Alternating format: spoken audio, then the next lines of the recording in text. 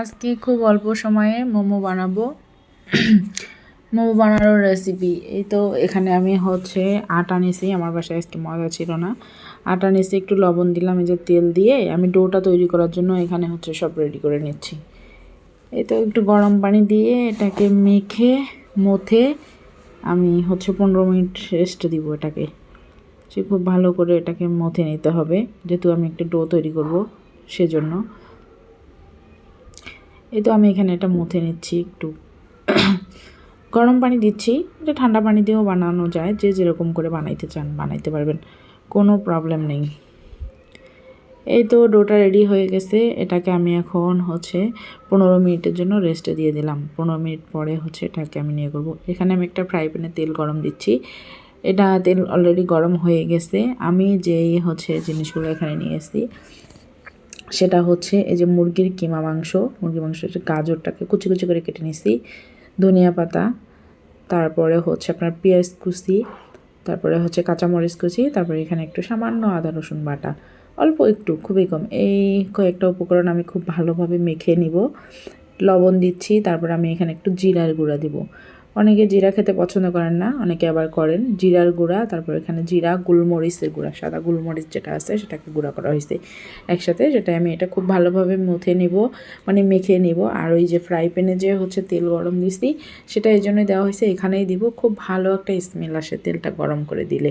কাঁচা তেল দিলে ওই স্মেলটা আসে না, খুব ভালোই একটা স্মেল আসে।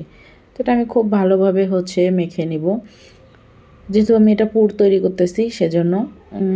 এই যে আমি এখন তেলটা এখানে দিয়ে দিচ্ছি। তেলটা একটু বেশি হয়ে গেছিলো, পুরোটাই দিলাম না, একটুখানি দিয়ে রাখলাম। এখন এটা আমি খুব ভালোভাবে মিক্সড করব।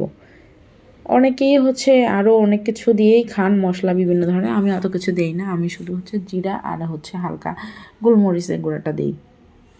আর আপনারা যদি মনে করেন যে চিকেন যেহেতু আছে সেহেতু আরও অনেক কিছু দিতে পারবেন। এটা এই তো আমি এখানে আপনাদেরকে পুরটা ডোলে নিয়েছি, যেটা ডো তৈরি করে নিয়েছি। এটা আমি আপনাদেরকে ভিডিও করতে পারি নাই একা একা, তাই আমি এখানে নিয়ে এই যে মোমো তৈরি করে ফেললাম। দেখেন, আসলে একা একা ভিডিও করে আপনাদেরকে সরাসরি দেখানো যাচ্ছে না আমি কীভাবে বানাচ্ছি। তারপরেও আমি দেখানোর চেষ্টা করতেছি। তো এই তো আমি একটা একটা করে এখানে বানিয়ে নিচ্ছি, বিভিন্ন ধরনের ডিজাইন। এটা আমি পুলি পিঠার মতো করে বানিয়ে নিচ্ছি, তারপরে আমি গোল গোল করেও বানাবো। তো দেখেন, এই যে আমি বানিয়ে নিচ্ছি খুব অল্প সময়ে, খুব অল্প সময়ে। এই তো আমার এটা রেডি হয়ে গেল, এটাও রেডি হয়ে গেল। এখন আমি ডিজাইনটা আরেকটু আলাদাভাবে করব। এই যে এইভাবে গোল গোল করে বানাচ্ছি আমি। এটা এই সাদাটার মতো বানাইছি, যেটা আমার খুবই ভালো লাগে এবং আমি সব সময়ই খাই। এই জন্য আমার দৈনিক ভিডিওগুলো তো আপনাদের সাথে শেয়ার করি, এই জন্য এটাও শেয়ার করলাম। যে দেখেন, আমি এই যে ফাইনালি মোটামুটি রেডি হয়ে গেছে। আর একটা বানাবো, এটাও রেডি হয়ে যাবে। যে খুব তাড়াতাড়ি আমি বানিয়ে নিচ্ছি এগুলো। এই তো রেডি হয়ে গেছে। এখন আমি এটাকে স্টিম করার জন্য এখানে রাইস কুকারে আমি পানি গরম দিয়ে দিচ্ছি আগে থেকেই, এটা গরম হয়ে গেছে। যাই হোক, এগুলো দেওয়ার আগে এখানে একটু তেল ব্রাশ করে নেবেন। আমি ভিডিওটা স্কিপ করে গেছি, আপনাদেরকে দেখাইতে পারি নাই। এখানে একটু তেল ব্রাশ করে নিয়ে এই মোমোগুলো দিয়ে দিবেন, তাহলে নিচে লাগবে না। এটা দেওয়ার পরে মোমোটা দেওয়ার পরে আমি